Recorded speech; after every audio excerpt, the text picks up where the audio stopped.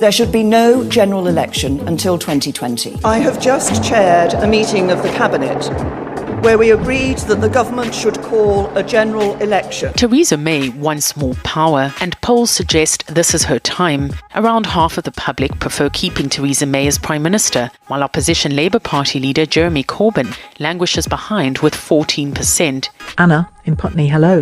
Hello, she's lost mine as well, and I had planned to vote for her, another person who's voted to leave the EU. She's definitely lost mine with this one. I couldn't believe what I was hearing this morning. It's a pure evil. It is definitely a death tax, another form of inheritance tax. The race for Westminster is narrowing as new polls show the Conservative Party's lead over the opposition Labour shrink. Prime Minister, if you're so strong and Jeremy Corbyn so weak, as you said, why have you sent Amber Rudd to take on his arguments at the debate tonight? Look.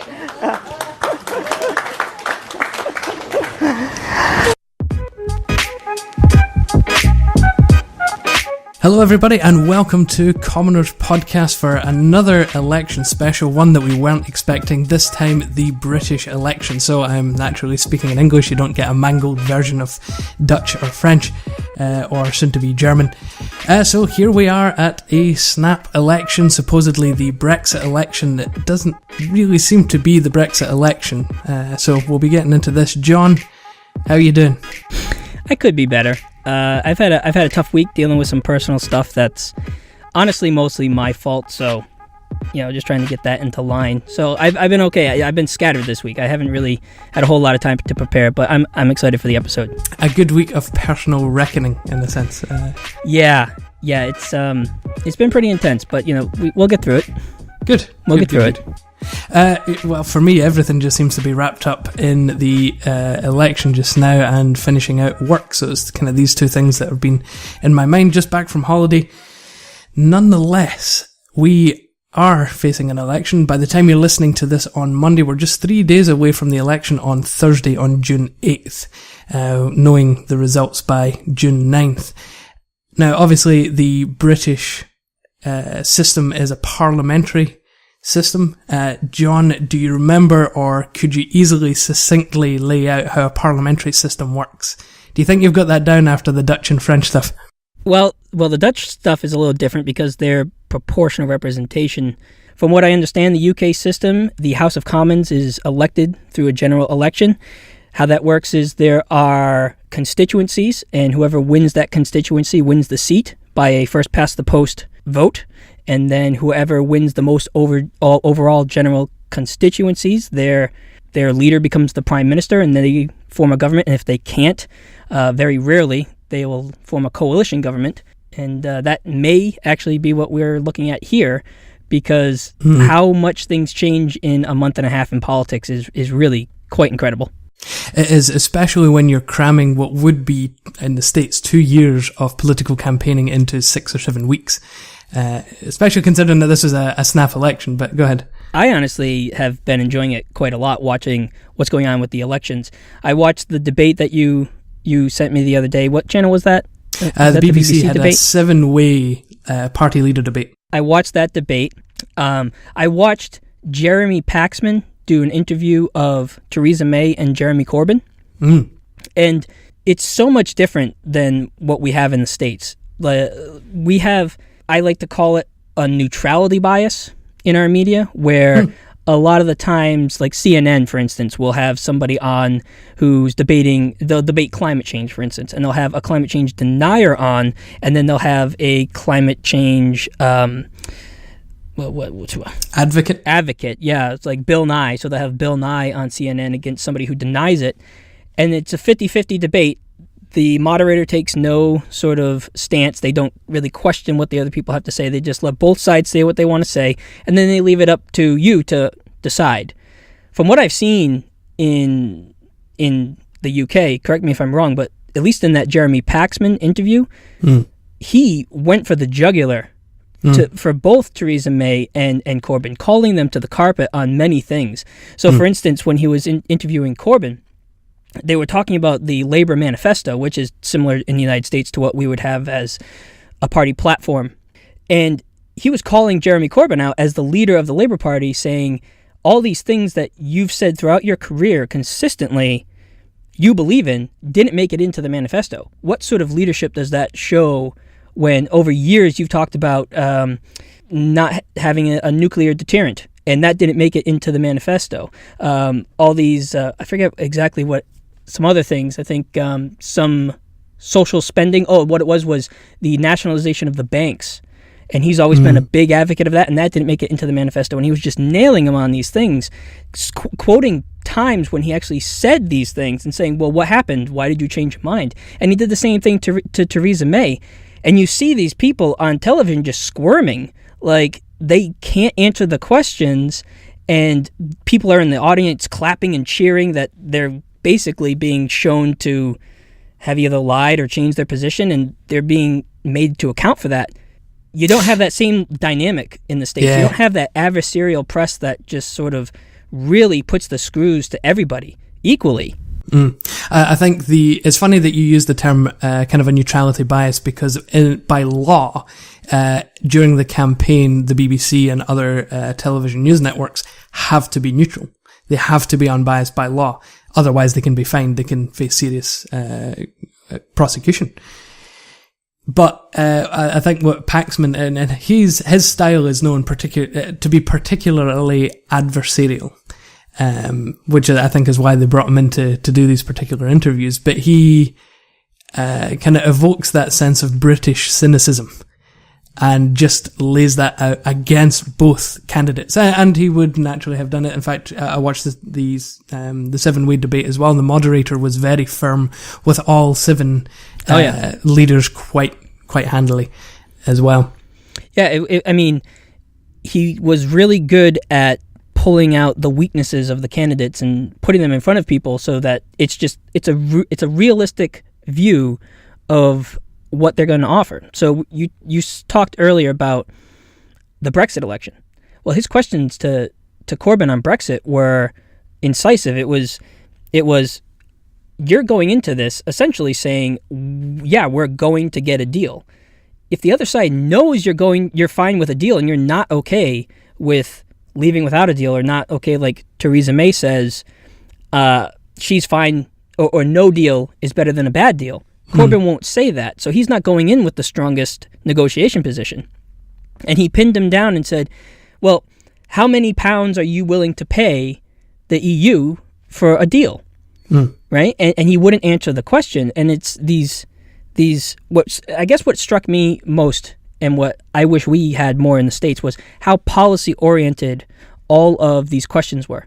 There was no fluff about, what's your favorite, I don't know, vacation destination, or some of these ridiculous questions you hear in debates here in the States. It was all policy driven, like, how are you tangibly going to lead the country, and why is this good, why is it bad? And I guess maybe we can't call the media in the States neutral, but I do think it's just like it's just fluff. It's not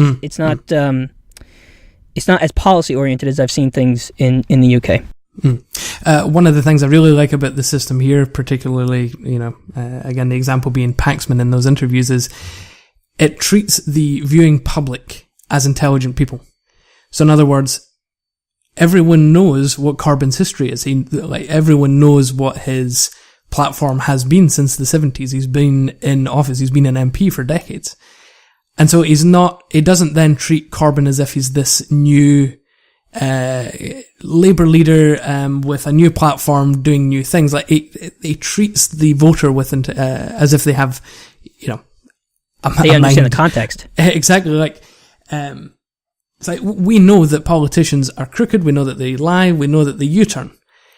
And what I've seen in British media, as opposed to American media, is that the British media will tend to pin them on these things, whereas the American media will tend to let them fly, particularly if you are a Fox News or MSNBC type outlet in which you are actually actively backing one side versus the other. Right. Yeah, and something too that struck me was, I know when we have these debates and then they're opened up to participant questions from the crowd, a lot of times I know that they're very heavily vetted beforehand, and I didn't really see evidence of that, because there were some questions that were going at Corbyn in particular, he got grilled like to a crisp. But talking about how he's called Hamas his friends and how he met with Sinn Féin back in, I forget when was that, the 80s? The 70s, 80s was the 70s, troubles 80s. in our, And they're like, well, how can we trust you to be tough on terror when you're calling people like Hamas friends and you're meeting with Sinn Féin? And, he's called to account for the things that he's done. Like, you didn't see any of that in the States. The only person that kind of did that this last election was Donald Trump to Hillary Clinton, where he would call her, no, I'm serious, like, some of the things he was saying were ridiculous, but there was not a single journalist who brought up her Clinton Foundation. There wasn't a single journalist who brought up pay-for-play corruption when she was in the State Department. It wasn't, hey, your foundation took $3 billion from Saudi Arabia and then you approved a weapons deal for them. Can you explain that? How is that not, corruption? Whereas I feel as though maybe if we had a system more like the UK campaign, maybe those questions would have been asked. So we've already covered Corbyn and May. Do you think it would help going over some of the political parties that are taking part in this election? Yeah, we did that with the other two elections. I think that would be good to go through. Excellent. So there are, in fact, do you know how many political parties currently hold seats in Parliament? 7? I think it's about 12. Oh, 12? Okay, I was off. And it's 12 largely because the Northern Irish parties are run completely separate from the British parties. So in Britain you have Labour and Conservatives as the big two. Then you have the Lib Dems and the Greens in England. You've got the SNP and Plaid Cymru in Scotland and in Wales. Then you've got the DUP, the UUP, the SDLP, the Alliance, and Sinn Féin. So I think that's 11. And I'm guessing those are parties that don't really garner a lot of seats. So naturally, with a number of smaller parties come from Northern Ireland, they don't necessarily play a big role in Westminster politics all that much, other than being in opposition to the government of the day. So we're going to essentially focus on the big UK parties. So first we have the Conservatives. They are headed by Theresa May, and obviously they tend to be the centre-right, both economically and socially. Although in recent years, particularly under David Cameron, they've come to the centre socially, so it was actually a Conservative government, for instance, that legalised gay marriage in England and Wales. So a little bit out of the ordinary, perhaps, for Conservative governments, but... I did notice, too, in their manifesto, the Conservative Manifesto, they did seem to have some policies in there that weren't necessarily traditionally conservative, like raising the minimum wage and investing in infrastructure and things like that. It's an odd time for the Conservative Party at the moment, because with the perceived weakness of the Labour Party and the left in general, they thought that they would be able to move into more of a centrist position, essentially to attract centre-left Labour voters, so maximising their gains. But you're right, let me just read you a quote from that manifesto, actually. We do not believe in untrammeled free markets. We reject the cult of selfish individualism. We abhor social division, injustice, unfairness, and inequality. We see rigid dogmas not as needless, but as dangerous. Do you think that they've sort of suffered from the same thing that Labour did when Blair came in and sort of tried to move the party more to the centre, and now he's having trouble appealing to two very, well, not him, but the Corbyn wing of the party is much further to the left now, and so when you have half the party traditionally as the working class, the union employees, and then you have the other half that when Blair took over the party tends to be the more metropolitan, younger, educated elite, you might say. Now you have those two split fairly evenly on the Brexit question, and you have a party that essentially has to appease two divergent groups. Do you think the same sort of thing is happening with the Conservative Party, or do you think they're stronger? They have a stronger base? So at the beginning of this election, I would have said that their base was already strong on the right. UKIP has collapsed. UKIP is no longer a fighting force in UK politics. They're dropping down to about 4 or 3% in opinion polls, and they're largely heading back towards the Conservatives, which might have played into, at the beginning of this election, the 48% in the opinion polls for the Conservatives. Which is so funny to me, because we've talked about this before, where UKIP is literally, you could consider them one of the most successful political parties in the history of the UK. Their singular goal was achieved. They were never electorally popular. At most, they won 40 million votes in the last general election, 2015, and got one MP elected. They only won one seat. At the same time, they were founded to remove the UK from the EU, and that is what has been accomplished on their, largely on their pushing the Conservatives into that isolationist right-wing side of the political spectrum. What's happening now, though, is that considering that that's been accomplished, and certainly if you read through the UKIP manifestos now, they have largely become the anti-Islam, anti-immigration party, just like quite blatantly. They're becoming quite dangerous, I would argue, actually. Many people have abandoned them and are moving back to the Conservatives, hence the growth in Conservative numbers, Conservative popularity. As you said, obviously the Labour split is the working class voting for Brexit and the urban professionals voting to remain. What the Conservatives were hoping to do was to sweep in and grab that Brexit voting working class, hence the move to the centre. Hence why you see language like, we do not believe in untrammeled free markets, because free markets generally spell bad news for the working class. Generally, rhetoric about the free market also implies privatisation, which is very much against what a Labour platform would be. It's almost always against unions, which of course the Labour and the working class would largely be for. So I think that was the tactic at the beginning, was to make use of that split in Labour to build up their base further. But it did mean that the Conservative Party was moving into the centre, and anyone out on the right that voted for Brexit, no longer having UKIP as an option, would have naturally fell in the Conservative wing as well. I mean, a month ago, or whenever it was when May called the election, it seemed like they were succeeding in that, because they were at almost 50% in the polls. But maybe they've failed because their lead has shrunk drastically.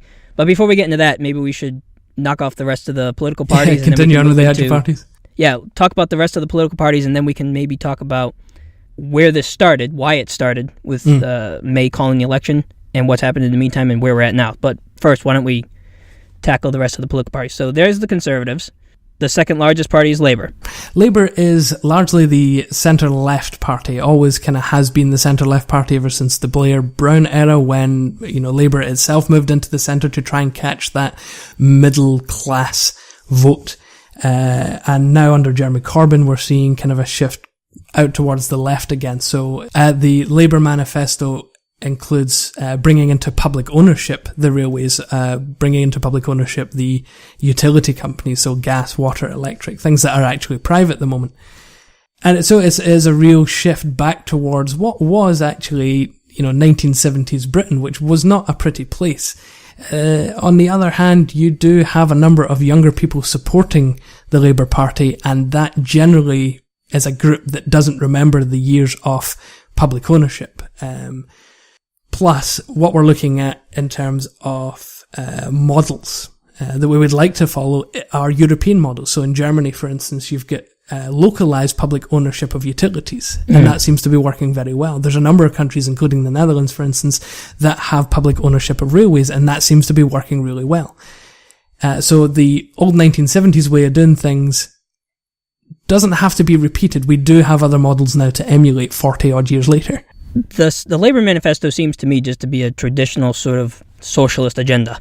A lot of nationalization, putting a ton of money into social services, removing means testing for socialized programs, and not allowing means testing of socialized programs. Like, for instance, the winter heat allowance, not means testing that, keeping the triple lock on pensions, and obviously raising taxes on corporations rich to pay for it. So it just strikes me as a traditional sort of socialist agenda, what I would sort of expect to come from a Corbyn-led Labour Party.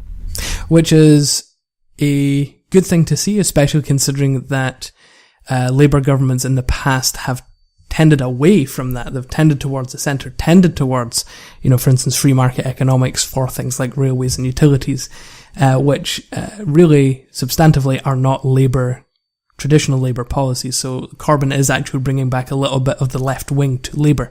And it is isolating some people, but like I said, because their main voting bloc now are young people, then, it's a group of people that don't have any memory of the 70s. The under 30s, under 35s, were either very young or weren't even born in the 70s. So, yeah, you're right. It is actually getting back to a large social democratic way of running the state, and which obviously I think we would quite like. I would. I mean, that's the groundswell in the Democratic Party that's happening in the States. FDR, Eisenhower, the New Deal Democrats that were more social democratic, much more in a socialist direction. Obviously, we were still a free market economy, but socialized programs for needs, for healthcare and housing and things like that.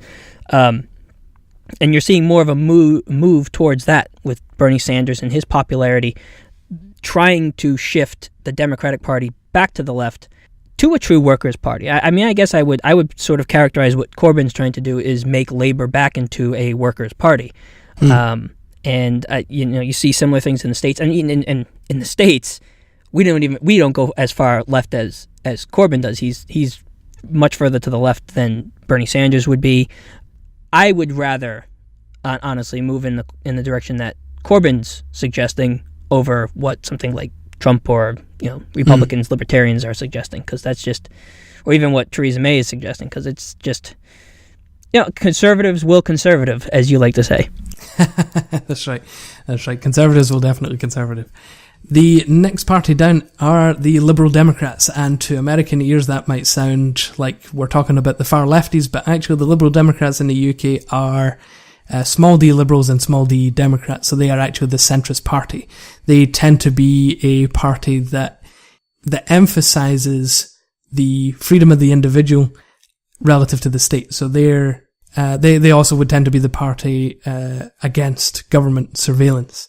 Is it fair to characterize them sort of along the lines of like a libertarian party? Well, no. So they would tend to favour centre-left social welfare policies regarding the state. They would just believe that the state should have a minimal impact on the lives of individuals if they should choose not to have the government impact them that much.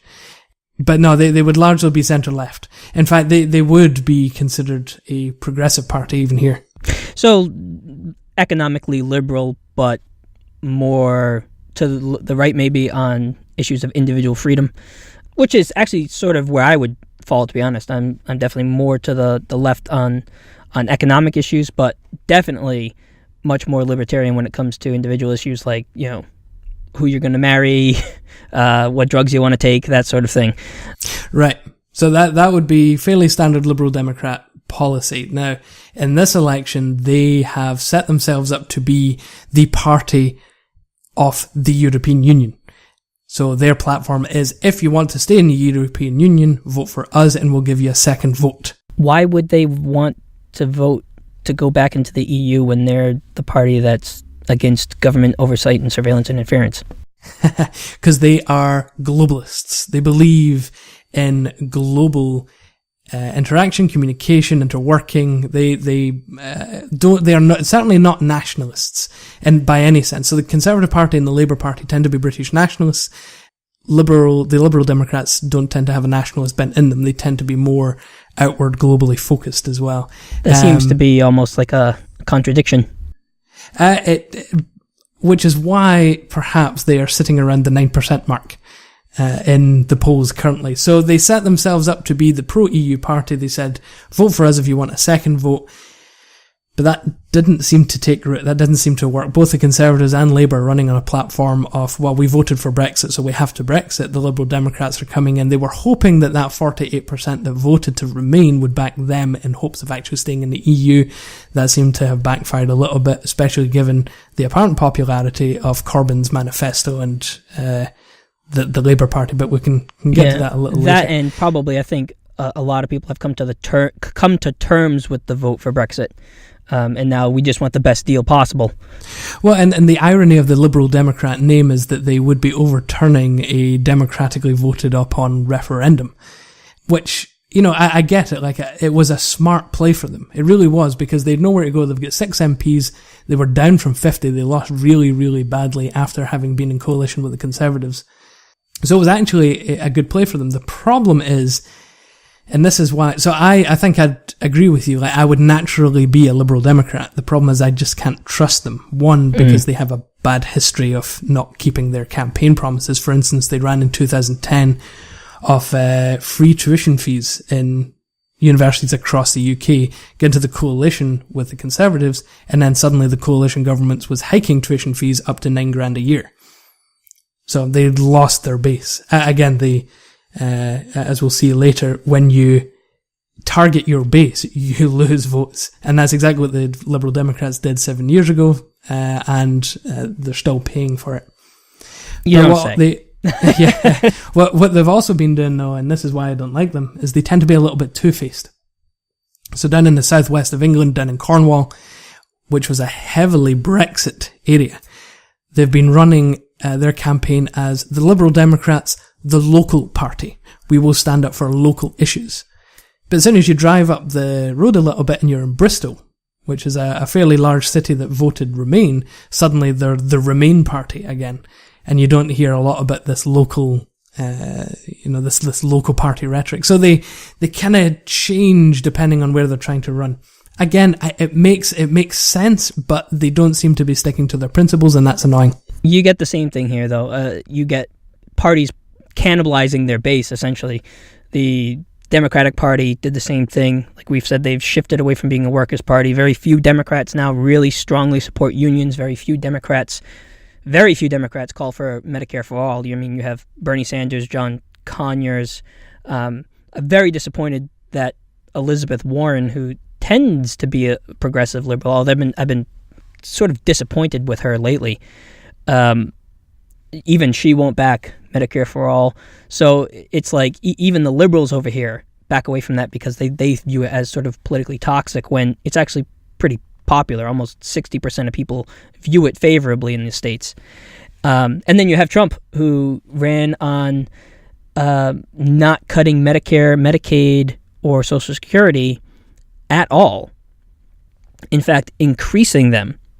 And, you see his tweets where he said, I was the first to say that I would not cut Medicare, Medicaid, and Social Security. And he was even accusing Mike Huckabee of copying his policy position.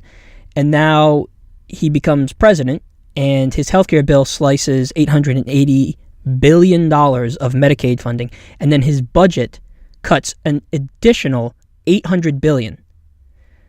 That's a $1.6 billion cut in Medicaid when he ran on not doing that. And that's one of the larger reasons why poor people voted for him, is because they didn't want cuts in those sorts of benefits. So the people who gave him the power, the people who voted him in, the Rust Belt sort of people who've seen these cuts really hurt them, he abandons them as soon as he becomes president. And, it's politics. That's what it is. It's politics.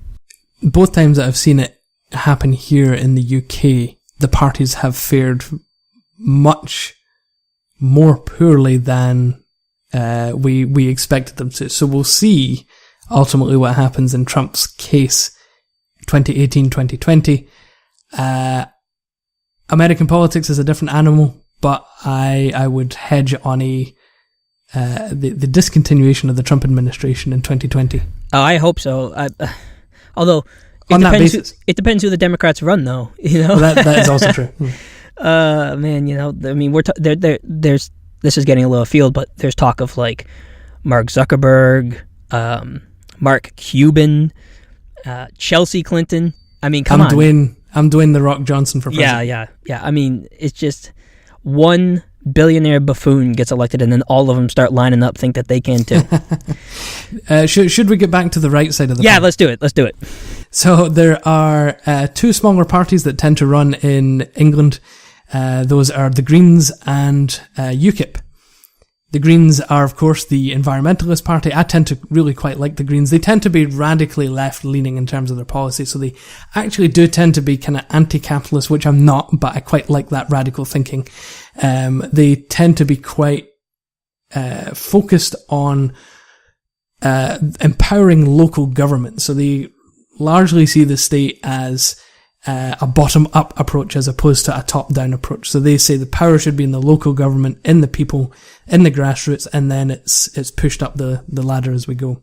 Obviously, they're anti-nuclear weapons, generally pacifists, so they don't tend to gain a large number of votes. They tend to hold one seat in Brighton, which is one of the most lefty places in the UK. Wow. The last party in England is, of course, UKIP. And they've collapsed. And they have essentially collapsed, as we said earlier. They have legitimately become the anti-Muslim, anti-immigrant, and very forthrightly so. Especially after, as we said, they actually accomplished their goal. What else could they do? Now, they're running this line off, well, you need to vote us in so that we make sure that we hold the Conservatives' feet to the fire to get a proper Brexit deal. Of course, for them, that means a hard Brexit, out of the single market, out of the ECJ, CHG, the Justice Court. Okay. And so they've sort of gone the same way as Geert Wilders and the PVV then? Almost. They have legitimately become the populist right-wing party in British politics, and not just the simple Brexit party. It's almost as if they're not hiding it anymore. Yeah. So, for instance... that's got to be sort of encouraging for you then, to see once they've shown their true colors, they tend to lose their support. So maybe there's not that undercurrent of anti-Islamic, anti-immigration sentiment that we kind of feared there might have been, the underlying racism in the Brexit vote, but post-Brexit maybe that's not the case. Well, that's certainly a possibility. I think you could largely be right on that. The one thing I would worry about is how far to the right has the Conservative Party gone to gobble up UKIP voters as well. Now, of course, none of the Conservative Party rhetoric is, particularly anti-Muslim. In fact, I would never, at the moment anyway, accuse the Conservatives of being anti-Muslim. They aren't anti-immigrant for the sake of being anti-immigrant. They have policy pledges to bring immigration down for the sake of they claim both national security, the welfare state, and the economy. So it is nice to see UKIP going away. I'll be glad to see the back of them. I doubt they'll get more than 5% of the vote in this election, which will be a big step down from the 14 million votes that they got in the 2015 election, which ultimately brought on the Brexit referendum in the first place. Now, after the UK-wide parties, we head up to Scotland, where of course we have the Scottish National Party, which is actually the third biggest party in the Westminster Parliament, knocking the Liberal Democrats out of their place in 2010. They currently have 54 seats. They look as if they're going to hold on to most of their seats. Now, obviously, the Scottish National Party are the pro-independence party. The problem is that they do tend to have a ceiling on their vote of about 45%. So if, for instance, as we might see happening, the unionist parties coalescing around a unionist party, so for instance, Labour people voting for Conservatives because they are unionists and not necessarily because they're Conservatives, then the SNP will actually likely lose a few seats. The SNP tend to be Social Democrats, they tend to sit in the left, and they have said actually just today that they would help Corbyn become Prime Minister if the Conservatives don't get enough seats to have a majority, and combined Labour and the SNP have enough seats to take that to a majority. So even if the Conservatives are the bigger party, if SNP Labour combined reach that majority, the SNP said they'll make sure that Corbyn is Prime Minister. So you might hear Conservative rhetoric of the coalition of chaos And that's the idea or the concept of all the left-leaning parties actually joining together to form a majority if the Conservatives themselves don't get the majority. So we'll get to that in a minute. Any other Scottish parties we should be aware of? It is just the SNP. The Green Party in Scotland are their own separate party, but they're only running in 3 seats. So they're not particularly big when it comes to UK politics, especially considering that they tend to be a pro-independence party and therefore leave big national elections to the SNP. Moving on down to Wales, we have Plaid Cymru. Plaid Cymru, literally the Party of Wales, is essentially the sister party of the SNP, both ideologically and in terms of political end goals. They are a Welsh sovereigntist, so at least a Welsh devolution, if not a Welsh independence party. They are pro the Welsh nation, so that includes the Welsh language, retaking control from Westminster, bringing it back to Wales, largely in the same way that the SNP has done for Scotland. And then lastly, as we said before, you've got Northern Ireland, which has 5 fairly small parties, 6 if you include the Green Party again. But you've got the Democratic Unionists, the Ulster Unionists, obviously being the loyalist and pro-British parties. You have the Social Democratic Labour Party and Sinn Féin, which tend to be, in fact, are Republican parties, so they are pro-Ireland. And then you've got one party in the middle, the Alliance Party, which tends to be what they call a cross-community party. So they take issue with the fact that Northern Irish politics is tribally split between Republicans and Loyalists. But they don't tend to factor much in UK politics. What might happen this time round is the DUP might be given a little bit of a bigger say if the Conservatives come very close to that biggest party but no majority. So for instance, if DUP and Conservatives make a majority, you might actually see the DUP in government, but that would be kind of shady, especially given the past of the DUP. Okay, so now that we understand the parties, a general election tends to happen every 5 years. The Prime Minister can propose a snap general election at any time and dissolve Parliament, but Parliament does have to vote by a 2/3 majority to confirm that, which they did.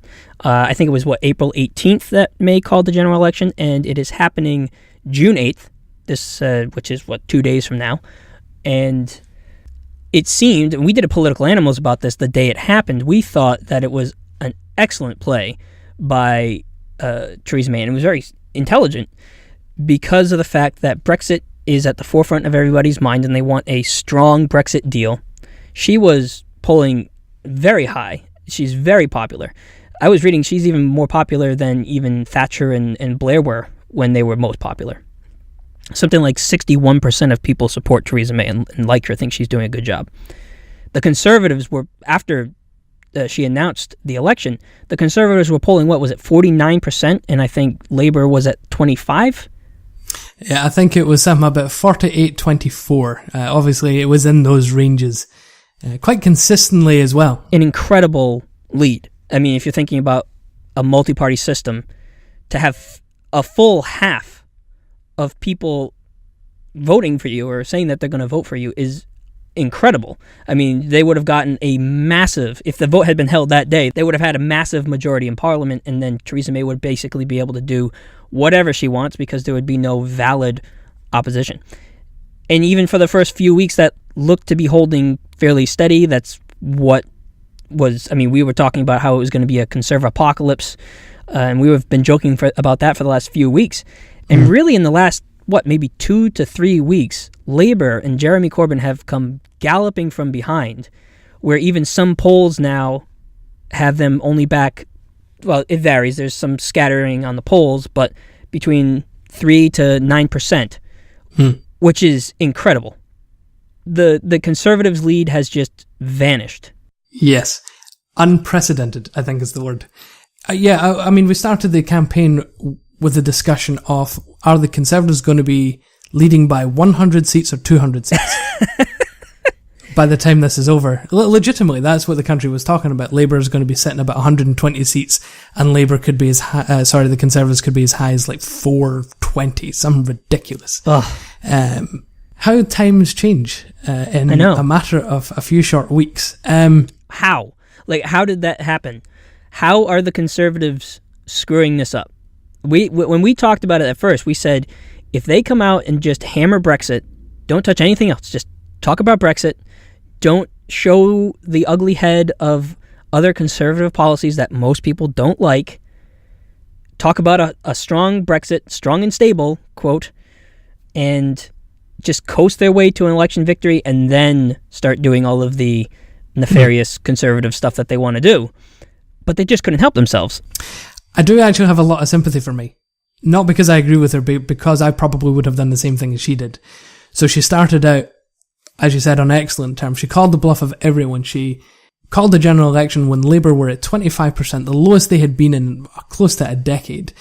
She had called it after the SNP had called for a second independence referendum, essentially calling them out and saying, fine, let's do this, let's put it to a vote. And she did it right in the middle of Northern Irish government negotiations, so essentially meant that anyone in Northern Irish politics were essentially out of the picture. She played her cards perfectly, and then, as we thought she would, strong and stable government, I am the leader to take you through Brexit negotiations, give me a mandate to do that. Fine. Very smooth for the first couple of weeks. During every election campaign, the parties release their manifestos, often scattered throughout the campaigning period. And unfortunately, as the bumbling Labour party seemed to just kind of continue bumbling through the campaign, their manifesto was leaked. And everyone thought, oh no, they're like, oh, here we go, these clowns again can't even get their manifesto out. But then people actually started reading over the manifesto, and suddenly it looked like they had a decent number of positive policies that actually a lot of people agree with across the country. Just left-leaning. Exactly, just general left-leaning good politics, like actually taxing people a little bit more to make sure that the NHS is stable. Like that most people will agree with. If you're earning over £150,000 a year, you're seen as well off, you're in the highest tax bracket, perhaps a few more pennies on the pound won't make a big difference to actually protect our NHS. That was a popular policy. The renationalisation of the railways is very popular across the country. It's just a little bit unfeasible and expensive. But then you would turn the page in the Labour manifesto and suddenly you had all these costings. It's like, oh, you're actually raising taxes here and this is what you expect. So in other words, the Labour manifesto, while it leaked, it got a few days press. And then they actually came out with a manifesto and it got another few days press. Maybe it's just my cynical political mind here, but do you think that the leak may have been intentional exactly for this reason, that it would get that sort of popularity? I've come across no one actually suggest that. So I'm assuming not. I'm assuming that the leak has come out it seems to have just been purely accidental, purely coincidental. Besides, the first reaction to the leak was quite negative towards the Labour Party anyway. But nowhere near as negative as the Conservative Manifesto when it actually came out. So the Labour Manifesto actually ended up getting a good 5 days or so of really good press. And then the Conservative Manifesto came out and boy, was that a doozy. It really is unbelievable. It's well, like I said with Trump, sort of cannibalizing his own base, older voters who are going to suffer. It's almost unbelievable what I was reading into the Dementia Tax. It's now has the wonderful moniker of Dementia Tax. That's similar to how the Republicans talk about the estate tax being the death tax. The narrative is so easy to drive on this one. So from what I understand, if you are an elderly person and your house or your estate is worth over $100,000 or £100,000, sorry, and you have dementia, if you have cancer or some sort of like traditional disease, I guess you'd say, you'd be covered by the NHS. But if not, and it's something like dementia, when you die, correct me if I'm right, after you die, then up into that £100,000, anything above that, the state will literally be able to take from your children or your beneficiaries because they think somehow you should have to pay for your treatment. So if you're a dementia patient and you have over whatever X dollar amount of treatment costs, they'll take that off the top of your estate until they get to £100,000. So elderly non-medical care is not covered by the NHS. The NHS covers all things medical. So you are talking about in-home care, particularly for dementia sufferers or folks who need long-term care into their old age, but want to stay at home. The Conservative policy would have been to have a 100% estate tax on anything above £100,000. Wow. Which is massive. So, you talk about cannibalizing your base, turning on your base. Conservative voters tend to be elderly people. That is just the nature of British politics at the moment. And so the first policy, the primary policy in the Conservative Manifesto was this policy aimed particularly at the elderly, particularly aimed at people who needed care in their own home. And it's going to push younger people away even more, because if you're looking at grandma and she owns a house that's over £100,000, you say, hey, I want the full value of grandma's house when she goes. You know, I don't want to have to worry about selling off assets to pay. Because, I mean, if you don't have liquid assets, if it's a home, how are you going to pay for your treatment up to £100,000? I mean, how are you going to do that other than liquidating assets, which isn't easy if it's real estate, you know? Right. It's just insane. Now, since that policy essentially effectively bombed, and as you said, gained the moniker the Dementia Tax, the party has U-turned on it. So now Theresa May is promising an absolute limit on the amount that people have to pay to cover their care, but she hasn't said what that limit is. The limit itself isn't going to be in the manifesto. It's not anything that you can hold a future government to account.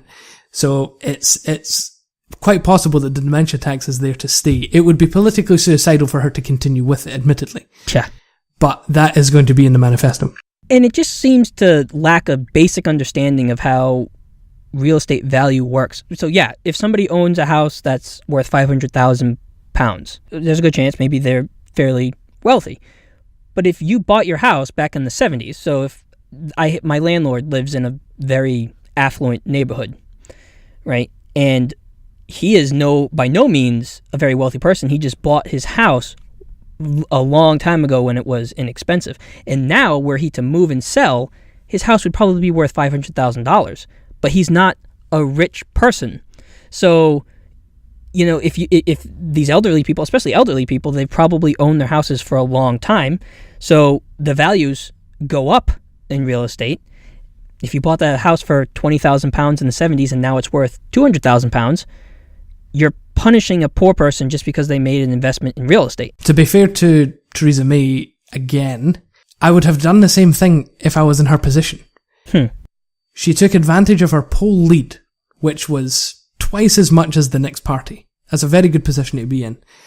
And laid out some necessary means to increase the tax revenue into the state, which needs to be done. The UK is still running a deficit, and it will run a higher deficit after Brexit. So I can't blame her for using her pole position to then say, well, actually, we have to have a realistic conversation about what the deficit is doing. We need to raise taxes.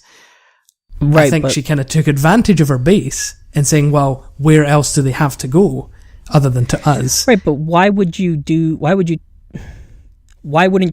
the shortfall in deficit from people who can actually afford it instead of old sick people? I mean, these people can afford it. That's the thing. Like it was going to be capped at 100,000, and I love this line out of the Conservatives. I think the day after, when everything was going up in flames for them, £100,000 is a reasonable inheritance. That was the line from the. How patronising. How patronising do you have to be to say that line in public? You know what it might be? They figured these people who are going to be affected have dementia. They probably won't even realize what we're doing. So they'll still vote for us. But then you've got their kids. I know. So it's just conservatives will conservative. It really was the fireball that obliterated the Conservative poll. So why did the Conservative drop so much in the polls? It was largely because of this. I think they also had something else on their pensions. Yeah. So the triple lock on pensions, which essentially there's a guarantee on pensions, where they will increase by the greater of, I think it's inflation, average earnings, or 2.5%. So you are guaranteed to get, the average earnings or like a decent earning on your pension every year. So if, inflation was 4%, you would get a 4% rise. But that costs an extra £6-something billion per year. And so what Theresa May is, I don't think she's officially come out and said that she's going to do this, but the mood is that she's going to, instead of do a triple lock, turn it into a double lock, which would be the greater of overall earnings, average earnings, or inflation, and cut out the 2.5% guarantee. I think it came down to the fact that it just wasn't guaranteed in their manifesto. Yeah. And so everyone's eyebrows raised and thought, ooh, yeah. Right, and she's then, not of guaranteeing course, the triple lock. Corbyn came out and said that Labour would never touch the triple lock. So Labour are actually backing, the triple lock. Right, and they are really hammering the dementia tax. They're really hammering that and that economic policy. I mean, when you start hitting people in their wallets personally, they're going to look at Brexit, and that suddenly becomes a layer removed from their very personal, concerns. So you have these elderly voters who are pensioners who vote vote Conservative, and these people are older. They probably more likely own homes, so they're going to be disproportionately affected by these policies.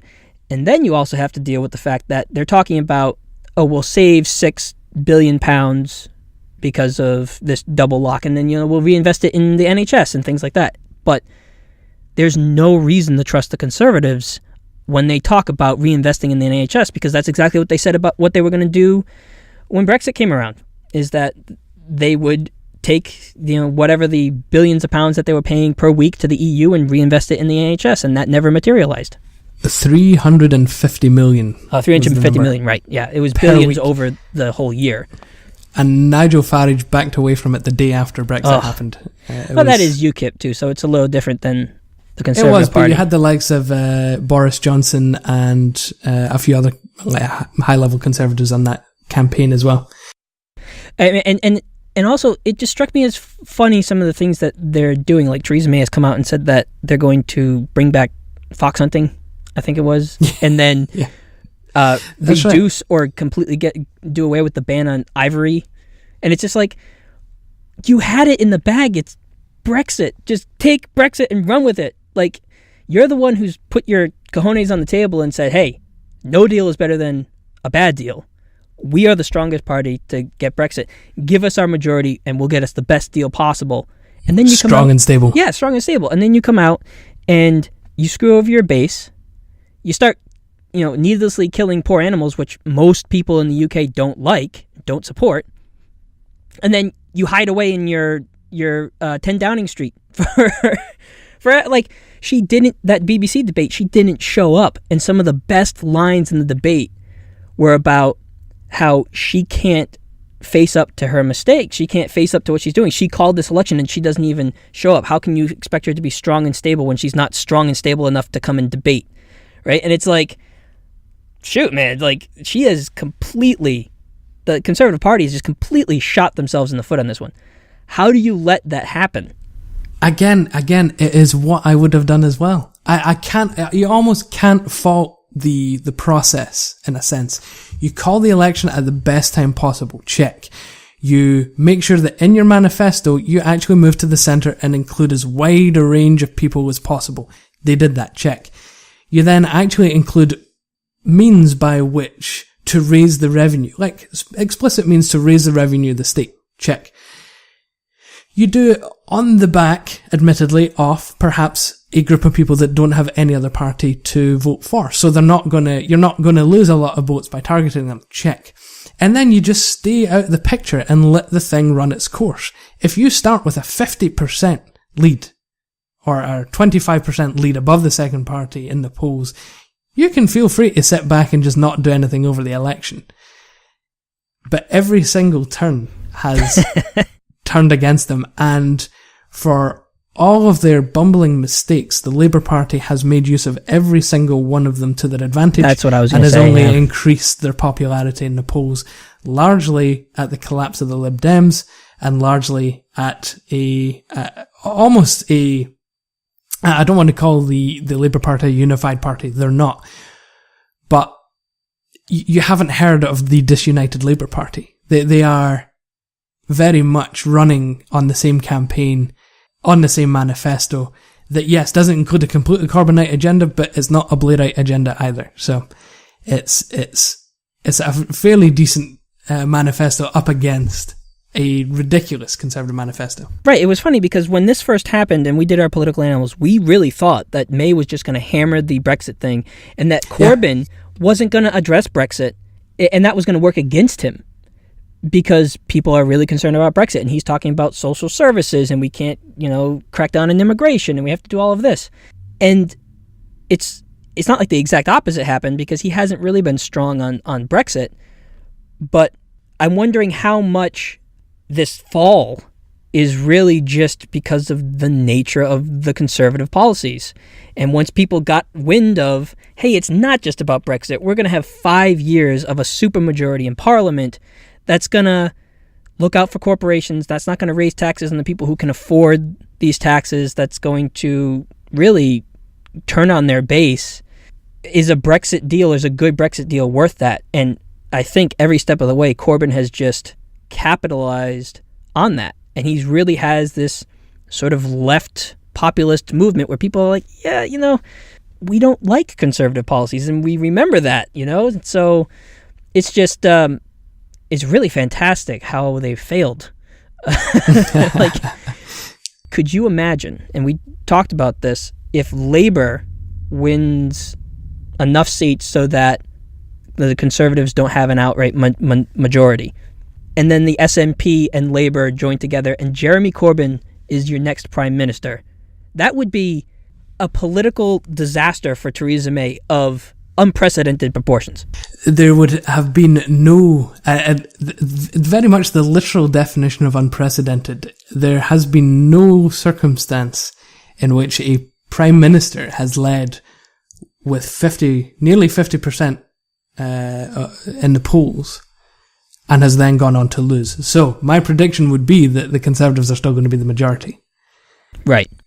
So to burst that bubble almost immediately. However, if you had a Corbyn premiership, if he actually became Prime Minister, it would be as remarkable as Trump becoming President of the US. Wow. It would seriously be absolutely remarkable that someone who was given I think it was a 200-1 chance of winning the Labour leadership contest initially to actually becoming the Prime Minister of the UK, it's literally unprecedented. So there's quite a bit riding on this. To be more realistic about it, the question is, what is now considered a failure for Theresa May? Is it 50 seats? Is it 20 seats? Is it, less than the voting percentage that the Conservatives won in 2015? What is considered a failure for Theresa May? At what point would her position become untenable? Now, she can always make the argument that the country has voted for her and the Conservatives have been voted in with a majority again. But, whether she can continue politically would be a different question. Now, I think for the sake of the continuity of the Brexit negotiations, she would have to go into Brexit. I heard some great analysis of this, I think via the Guardian podcast. Their feeling being actually that Theresa May winning a big majority in the Parliament would have given her a lot of flexibility in pushing for a soft Brexit. Because then you would have a bigger wing of the Conservative Party that would be willing to consider a softer Brexit. If you have a tight Conservative majority, in which it's perhaps as now only a few seats, perhaps a hard Brexit is more likely. So I did quite like that analysis, and I do wonder if it would have been to the Remainers' benefit for Theresa May to win a large number of seats. But the rhetoric that Theresa May initially came out with was, these opposition leaders are in my way of getting a good Brexit deal. We need to get rid of them, vote in a large Conservative majority, and, as I've said, the campaign certainly hasn't gone their way. Doesn't seem like it. No, it really hasn't. So in terms of our expectations, I'm still seeing a Conservative majority. I'd love to see Corbyn premiership, even though I don't support the guy myself. What is it about the Conservative Party and taking these gambles? I mean, because Cameron did the same thing with Brexit, and that went horrible for him, and he ended up having to resign. So Cameron took two big gambles. He took the Scottish independence gamble as well. Well, that worked out for him. And then that one did work out for him. Then he took the Brexit gamble. That didn't work out for him. But Theresa May's calling of the referendum was not a gamble. It wasn't. Like, the cards were essentially on the table, face up. She had 3 aces with 1 card in the river, like 1 ace to go, and it just hasn't shown up for them yet. It's, I don't know how to explain how badly the Conservatives have performed in this campaign. Everything they've done obviously has gone against them. Now, I guess the one thing that we should mention is, in terms of the timeline of the campaign, is obviously the Manchester attack. Now, the Manchester attack has affected the campaign in 2 ways. One, the Dementia Tax, that came out 4 days before the bombing took place.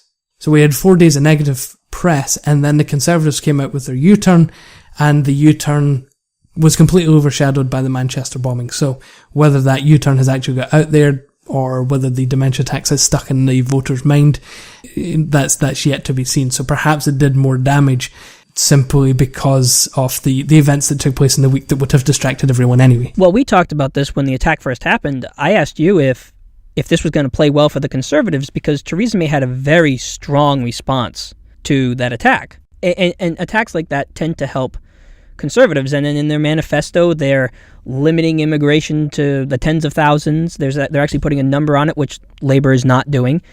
And generally, stuff like that plays really well for Conservatives. But at the time, I think they were like 9% in the polls, and then that hasn't really seemed to negatively affect the polls for them, or positively affect the polls for them, I should say. All right, that was my second point, is that suddenly you had this big catastrophe, you know, the biggest attack to happen in Northern England, the biggest attack to happen in the UK since the 2007 bombings in London, I think. And it still hasn't seemed to shift the polls. Now, a couple of articles I was reading today is that while you do have polls that are showing that 3-4% space between the Conservatives and Labour, those are largely polls that take into account large numbers of young people and lower class people voting. Two demographics that are notoriously bad at actually going out and voting. Right. So whether those are actually accurate or not, we don't know. The second thing they noted was that the polls that actually showed, 9%, 8%, 7% are starting to creep out towards the Conservatives again after the Manchester attack. So perhaps it has actually worked in the Conservatives' favour. Because you're right, Jeremy Corbyn has made no attempt to be the candidate of security. Oh, not at all. Certainly, when questions have been asked of him about it, he said your standard answer is like, yes, of course, we're going to have to invest in the security of the country and the police, yada, yada, yada. In fact, he's particularly attacked the Conservatives on their cutting of the police budget, which they did actually when the current Prime Minister Theresa May was in the Home Office, the office in charge of the police service. Yeah, and that was a big talking point that he was using, from what I saw in the debate and in his interview with Jeremy Paxman, where he was saying that, hey, we want to put 10,000 more 10,000 more policemen on the streets. And it's like, well, he didn't come out and say it, but the implication was, hey, maybe these attacks wouldn't happen if these guys didn't cut the police force by tens of thousands of policemen on the streets. Yeah, that's absolutely right. The Conservative Party cut, I think, 20,000 what you would call bobby posts. Yes, that's right. Like actual police officers on the street in towns and cities and across the country. To be honest, though, that's one of the only things that Corbyn is really strong on, though. Like, because he supports the disarming the police. He's not super hard on immigration, or he's not hard on immigration really at all. He's not, he doesn't really have a firm position on Brexit. Like, he won't even come out and say that, he's there to get the best deal possible, and if, no deal would be better than a bad deal, there'll be a deal. So he doesn't have a strong negotiating position there, and he doesn't strike me as a strong leader, or like that he would be effective even as a prime minister. And it's just striking to me why that hasn't hurt him more than it has. I think it has hurt him during his leadership of the Labour Party. I don't know if you noticed this during the debate, but whenever he was asked a question, that he would spend a couple sentences kind of rambling about something, and then suddenly would get really fired up as his thoughts came to him. And so it was always the third, fourth, fifth, sixth sentence that was... He doesn't seem to be very good at directly answering questions. Correct. I would agree with you. So with his Paxman interview, he would not answer questions about Brexit. When he was talking about nuclear proliferation, he would not just come out and answer questions about it, because that's something that didn't make it into the manifesto, but he's always said he wants no nuclear weapons. He wouldn't even answer, I forget when this happened, maybe a month ago, he wouldn't even answer a question. When you're first elected, you go into Downing Street and you have to write a letter to the nuclear submarines. What are their standing orders? And the answer that he gave to that question was, I want a nuclear-free world. He wouldn't answer the question of what he would order them to do. And it's right. His domestic policy, I agree with, but he doesn't seem to have the political realist in him to be an effective crafter of foreign policy, I guess is what I'm trying to say. In a time and age when you need an effective prime minister or effective leader of the country when it comes to foreign policy. It would be difficult to see him in a room negotiating or even just talking to Vladimir Putin, for instance. And I could not imagine him actually chatting to Donald Trump. You imagine what conversation that would be. To a certain extent, I agree with him when he talks about interventionism in Libya, for instance. He harps on Libya all the time when we have a place where the government is non-existent and we haven't done enough to prop up a government there, and what do you expect to have? And it's, to a certain extent, yes, Western interventionism in the Middle East has caused a lot of these problems, but he does seem to ignore the fact that there are toxic ideologies behind these things that you have to take seriously. And, I don't think this might not resonate with a lot of liberals, but you can't take necessarily terrorist attacks like this as a sole instance of just a lone wolf sort of situation and not really understand that there is a deeply systematic problem within a lot of these ideologies. Like, even I would say the same thing about white supremacists in the United States. It's like, yes, they do individual terrible things, and yes, they should be individually held responsible, but the ideology behind it is dangerous. And not to have that sort of understanding. And yes, he's big into multiculturalism and all of that, but I don't know. I don't view him necessarily as a strong candidate for foreign relations, because especially at a time like now, when you need something like that. To his credit, he has called the government to task in the last few days, particularly after the Manchester attack, saying that we need to seriously consider the concept of international interventions, particularly in the Middle East, actually creating domestic terrorism. So foreign interventionism creating domestic terrorism. He's calling the government to task on that. And again, I quite like the idea. I think there are interventions that are positive, that are good. We just have, particularly the US and the UK, have a very bad reputation of going into a place, destroying it, and then not investing in its rehabilitation and rebuilding. Right, but I guess the point I'm trying to make is that, yes, interventionism has laid the groundwork for a lot of these terrorists to be able to take over, like in Syria and Iraq and things like that.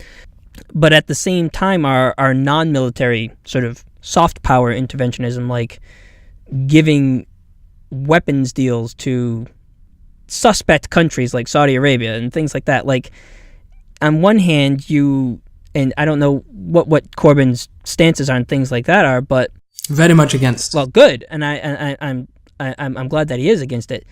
But there is that inherent inconsistency where you prop up certain regimes and pull down other ones, and they both create the same problem. But yeah, I don't know. I just don't view him as very strong on those issues, and he's very much. It's sort of like Bernie Sanders.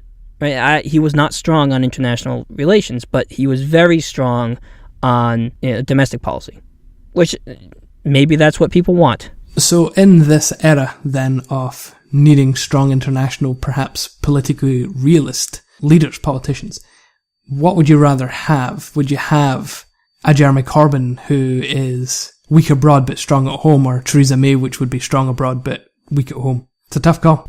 It is a tough call, but having lived in a country that is so overly invested in the rest of the world and overly interventionist, I would definitely rather have somebody investing at home, because it's sorely lacking.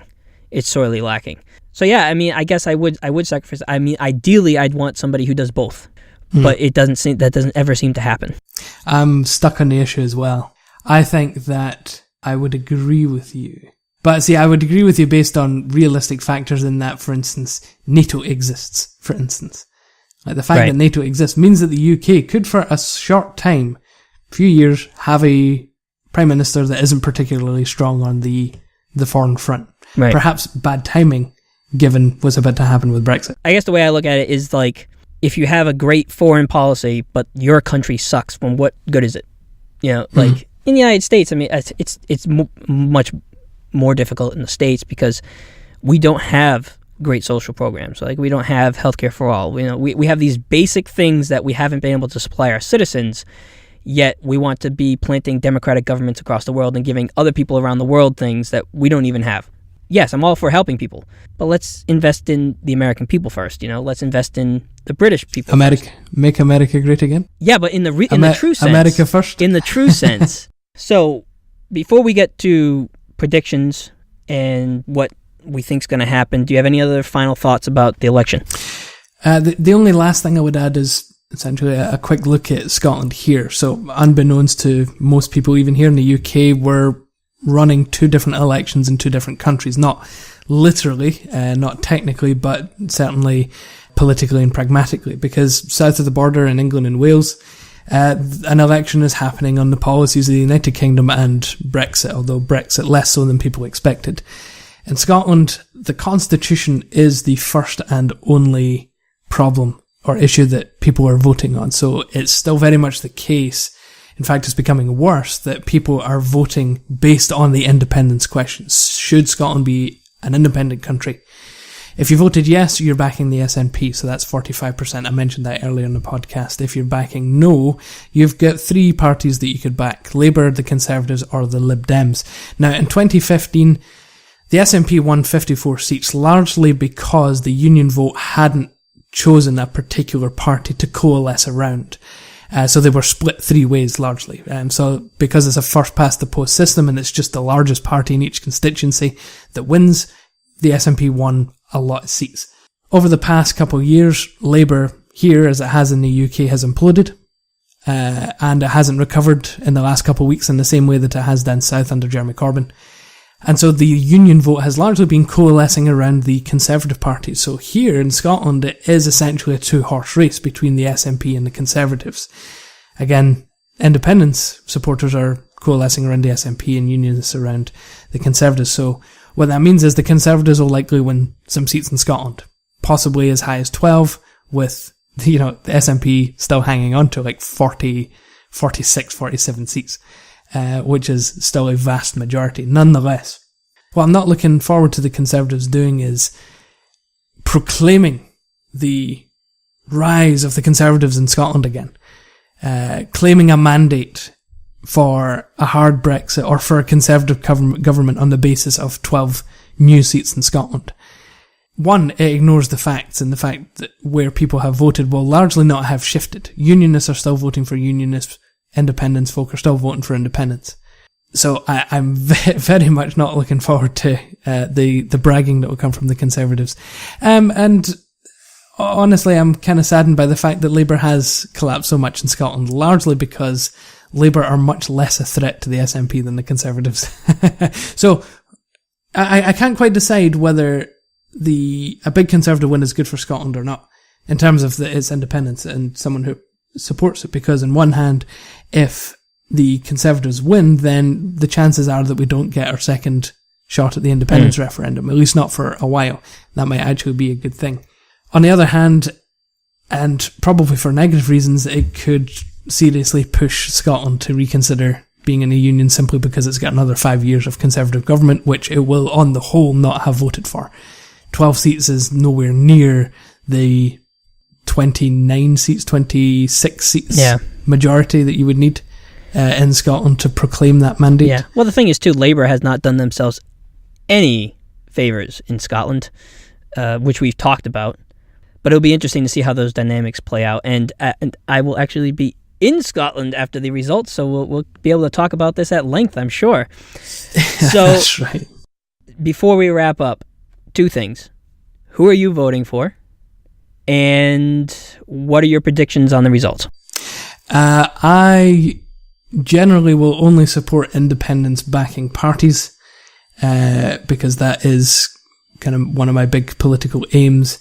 On rare occasions, I'll back other parties, but for this time, it's going to have to be the SNP, which is no secret. I've only ever voted for Green otherwise, so it's going to have to be SNP this time because the Greens are a non-entity in Scotland when it comes to the Westminster election. In terms of predictions, I do think that we will have a Conservative majority of about 50 seats. I really hope that I'm wrong. I would much rather have a Labour SNP government or a progressive coalition of a bunch of parties than a Conservative majority. But that being said, what needs to happen for the Labour Party to win enough seats to be viable for government is for young people and low earners to show up. And like I said earlier, they are demographically the least likely to show up to vote. So it's going to take a lot for Labour to do what they need to do to become government, and they have to rely on the least reliable voters to get it done. So just purely pragmatically, I don't see it happening. But I do see a lot of problems for the Conservatives politically. Now, if Theresa May can win 50, 60 seats, I think she is safe as the Prime Minister and she goes into Brexit with a healthy majority. If she's winning closer to 5, 10 seats in the majority, I think her position is possibly untenable. And so we'll see where that leaves her.